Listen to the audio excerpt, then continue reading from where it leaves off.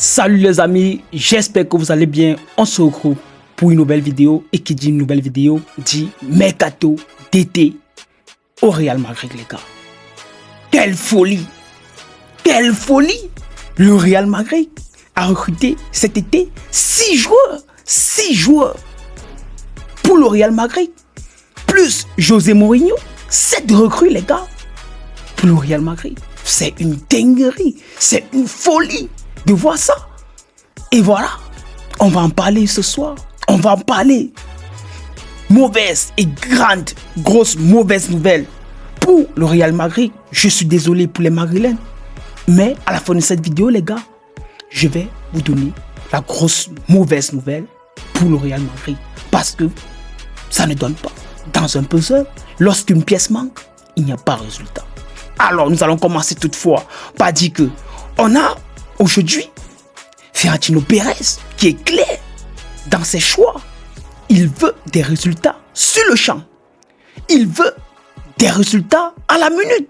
Il ne doit pas attendre. Il n'a pas besoin que les joueurs viennent et s'adaptent.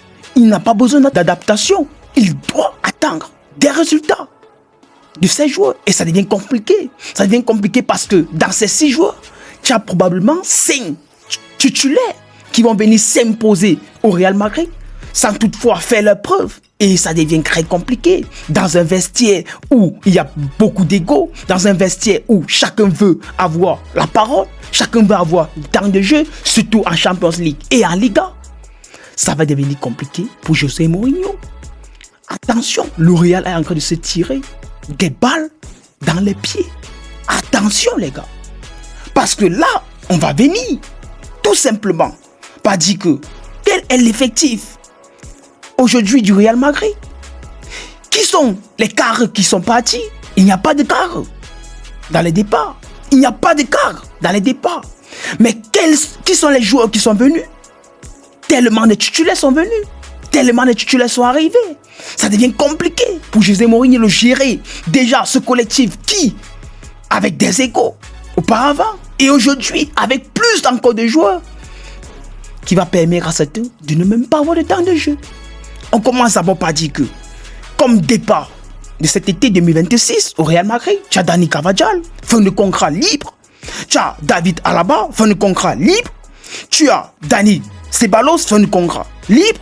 Tu as Fran Garcia, transfert au Real Betis, 4 millions d'euros. Tu as Gonzalo Garcia, transfert à Fulham, 34 millions d'euros. Je rappelle très bien que Fulham, aujourd'hui, c'est le nouveau club de Arbeloa, ancien coach du Real Madrid.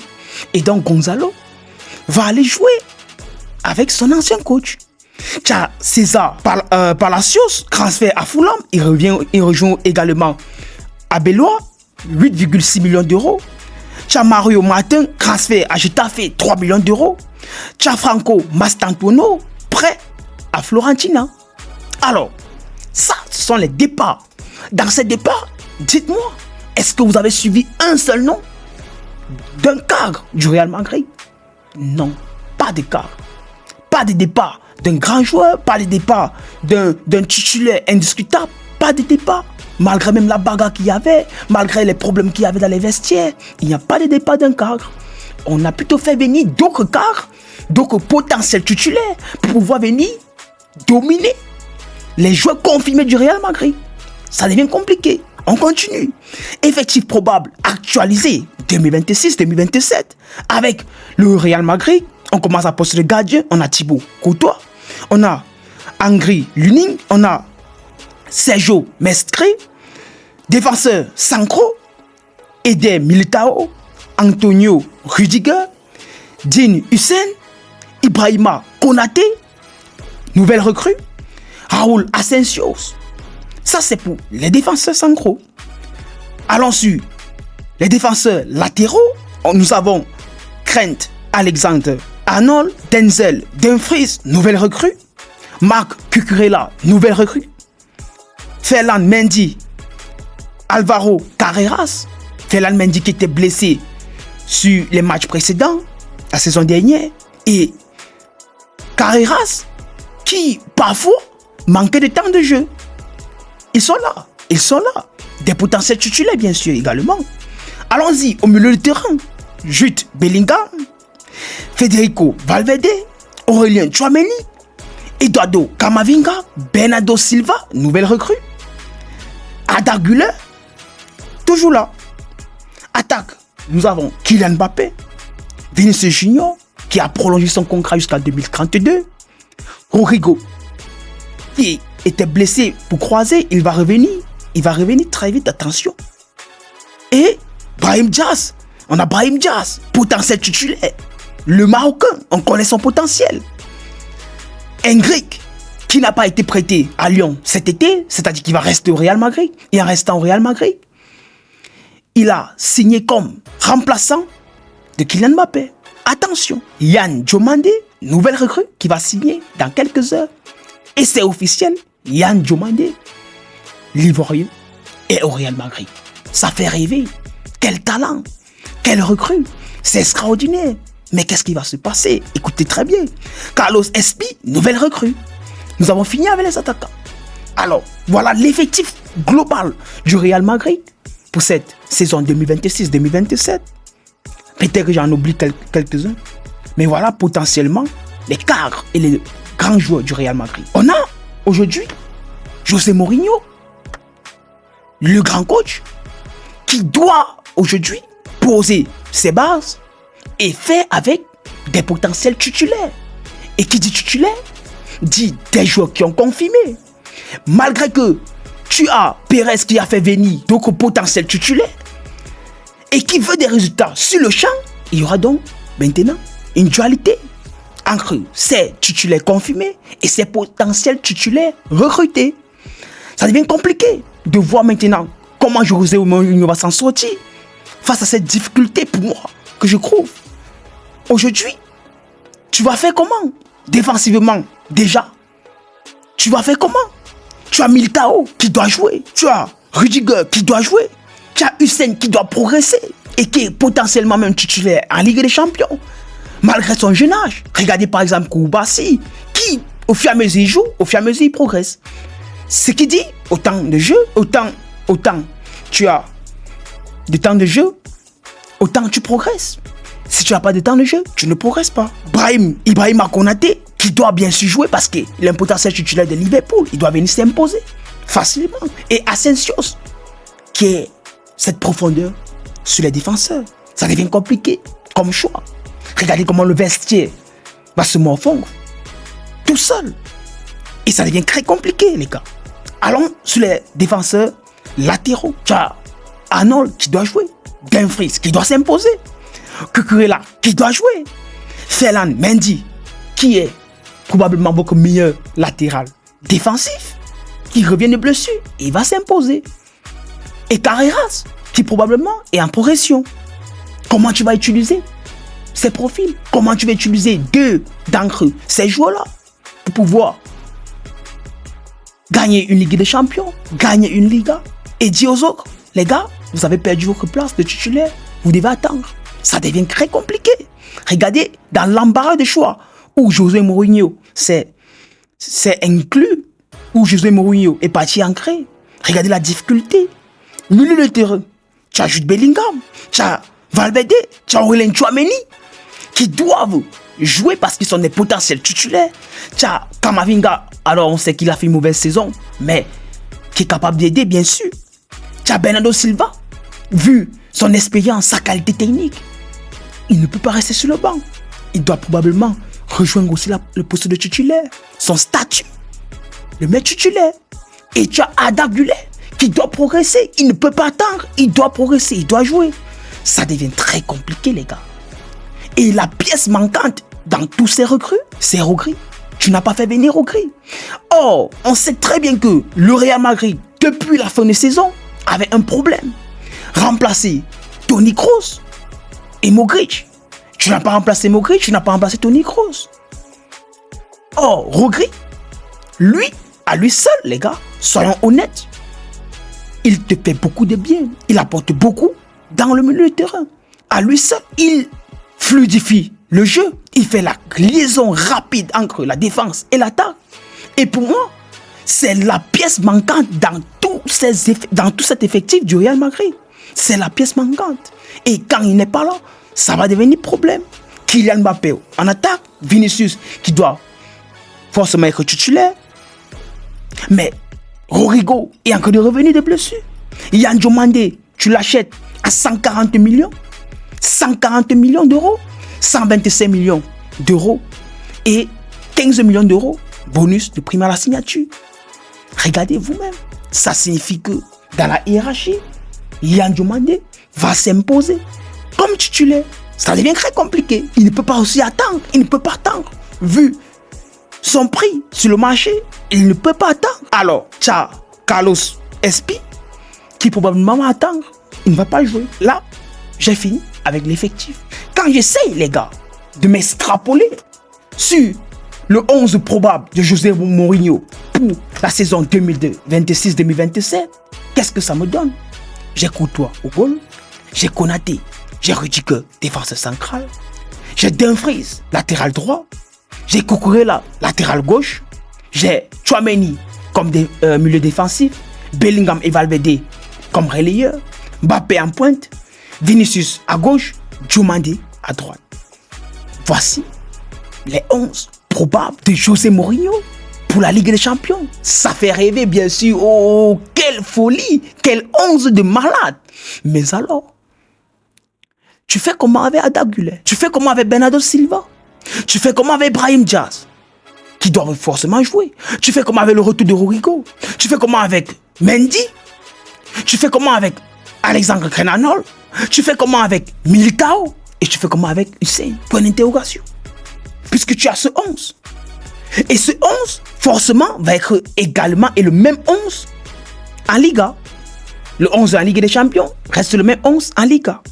Ça devient très compliqué de voir comment le Real va s'en sortir dans le vestiaire. Rappelons très bien que lorsque un vestiaire a des problèmes, l'effectif et l'équipe entière souffrent. Bien sûr, parce qu'ils ne peuvent pas vraiment avoir cette cohésion d'équipe, cet équilibre dans le jeu, cette fluidité dans le jeu. Il y aura forcément des problèmes. Et les égos, malgré que c'est Mourinho, comment va-t-il gérer ses égos? Comment va-t-il gérer ses égos, les gars? Et tu n'as pas regret qu'il devait forcément venir rendre plus ton jeu fluide, avec l'animation, avec le tempo. Tu ne l'as pas. Et pour moi, regret, c'est la pièce manquante dans tout ce mercato. Il faut faire très attention. Et donc, pour moi, je trouve que la mauvaise nouvelle et la grosse mauvaise nouvelle que j'avais annoncée au début est simple. 2021-2022, Paris Saint-Germain, avec le mercato d'été, Luis Campos, il nous fait venir combien de joueurs? Écoutez très bien. Il nous fait venir 5 joueurs, les gars. 5 joueurs. Je rappelle, nous avons Hakimi, Wijnaldum, Gianluigi Donnarumma, meilleur gardien et meilleur joueur en Europe, Lionel Messi et Sergio Ramos. Ils sont venus. Surtout, ce n'est pas n'importe quel joueur. Ce sont des joueurs de grande classe, de calibre, des titulaires. Ils sont venus pour renforcer l'effectif du Paris Saint-Germain et directement pour gagner la Ligue des Champions. Qu'est-ce qui s'est passé en Ligue des Champions? Éliminé en quart de finale, première année. Année qui suit, éliminé en 8e de finale. Ça devient très compliqué. Ça devient très compliqué. Qu'est-ce qui se passe dans le club? Le club, en fait, avait besoin d'un milieu de terrain. Parce que le milieu de terrain du Paris Saint-Germain n'était pas expérimenté. On avait Vitinha qui n'avait pas d'expérience. On avait Danilo qui avait beaucoup de lacunes, malgré qu'il était bon. Et on avait Verratti, le seul qui avait l'expérience. Mais sa férocité et sa vivacité sur le terrain étaient en baisse. Ce n'était plus le même Vitinha. Il fallait combler le milieu de terrain. Et donc, le mercato hivernal, Luis Campos devait faire venir un milieu de terrain du nom de Ziyech. Ziyech devait rejoindre le Paris Saint-Germain pour renforcer cet effectif. Qu'est-ce qui s'est passé? Ziyech n'est pas venu. Problème de dossier. On a retardé les dossiers. Et voilà, ça partait de mal en pire. 24 heures est passé. on n'a pas pu rassembler les dossiers pour conclure l'arrivée de Ziyech. Le Paris Saint-Germain se retrouve avec un milieu de terrain faible, fermé, qui n'arrive pas à se retrouver, qui manque de cohésion au milieu. Et donc, le Paris Saint-Germain va tomber en Ligue des Champions, en 8e de finale, avec 5 recrues, des potentiels titulaires, des noms de classe mondiale, Ramos, Messi, Donnarumma, Hakimi et Wijnaldum. Rendez-vous compte. Revenons maintenant au Real Madrid. Aujourd'hui, on a 6 recrues, les gars. 6 recrues.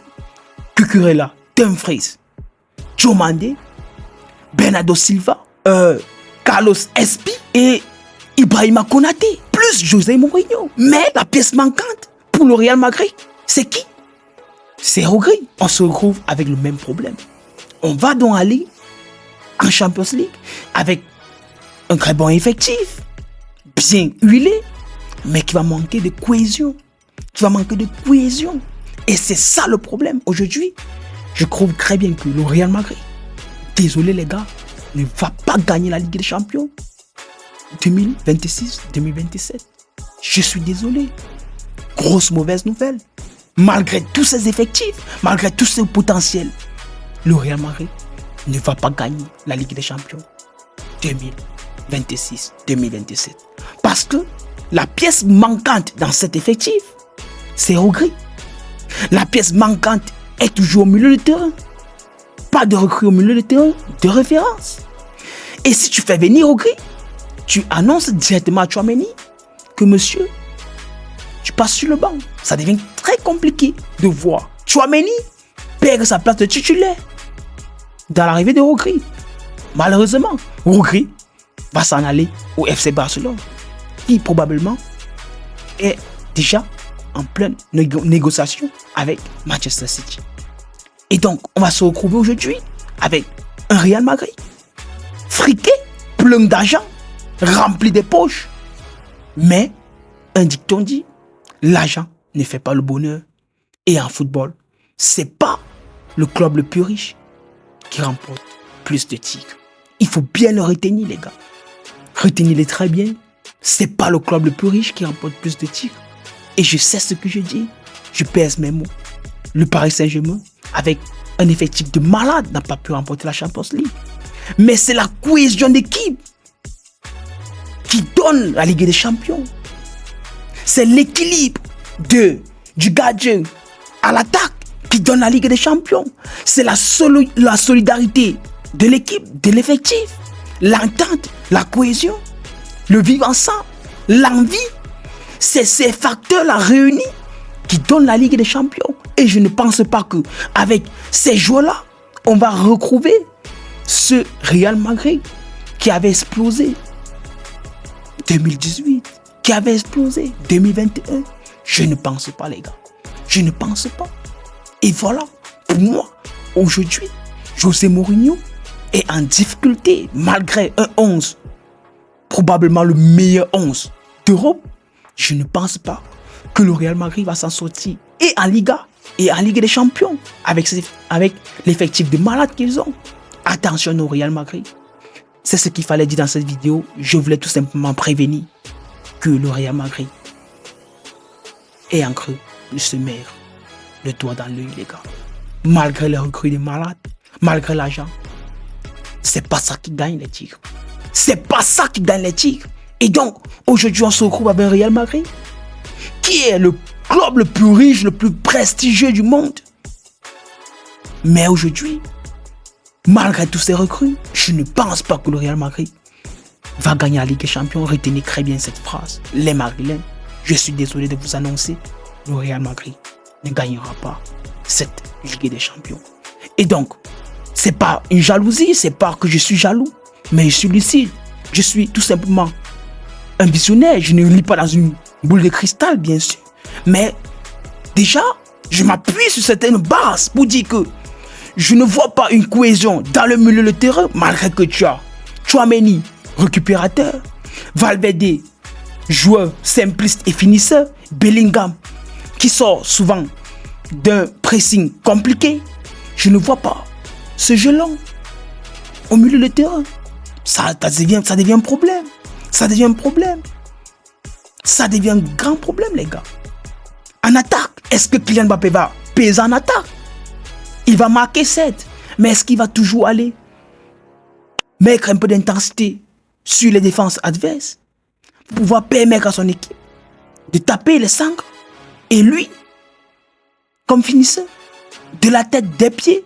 Je ne sais pas. Parce que Kylian Mbappé, il n'aime pas jouer au poste d'avant-centre. Ça devient encore un problème. Le Real Madrid, malgré tout, les gars, c'est pas mal ce qu'ils ont proposé cette année. C'est pas mal. C'est vraiment beau. Félicitations à Pérez qui fait venir tous les joueurs de classe mondiale au Real Madrid. C'est un club, bien sûr. Des vétérans, c'est un club prestigieux. C'est une galaxie. Si vous avez vu Galaxy Football, le Real Madrid, c'est une galaxie. On rassemble que des meilleurs, on rassemble que des ballons d'or et on veut gagner des trophées. Mais ça ne marche pas comme ça, le monde du football. C'est une cohésion d'équipe. C'est l'entente dans le jeu. C'est cet effectif huilé, fluide, capable d'être modulo sur plusieurs activités, sur plusieurs phases, défensives comme phases offensives. Et c'est ça qui fait gagner la Ligue des Champions. C'est ça qui ramène les trophées dans le club. Et je trouve qu'aujourd'hui, le Real Madrid ne l'a pas. Malgré tout, je suis vraiment dubitatif et j'ai hâte de voir comment Mourinho va s'en sortir face à cette charge qu'il va recevoir, face à ces gamins qui ont plein d'ego. J'ai hâte de voir comment Mourinho va s'en sortir. Et voilà, je reste perplexe de voir un Real Madrid gagner la Ligue des Champions. Je reste sur ma faim et j'ai vraiment hâte de voir le championnat recommencer. Et on se dit à plus, c'était El Futico. Désolé les gars, mais c'est ça, c'est le football. Et le Real Madrid, malgré tout, ne sera pas champion de la Ligue des Champions. Ne sera pas champion de la Ligue des Champions. Je suis désolé. C'était El Futico, c'est ce qu'il fallait dire. Bravo à Pérez, mais attention à José Mourinho. Prenez soin de vous, vous êtes les meilleurs. On se dit à plus, restez connectés et abonnés pour une nouvelle vidéo. Ciao.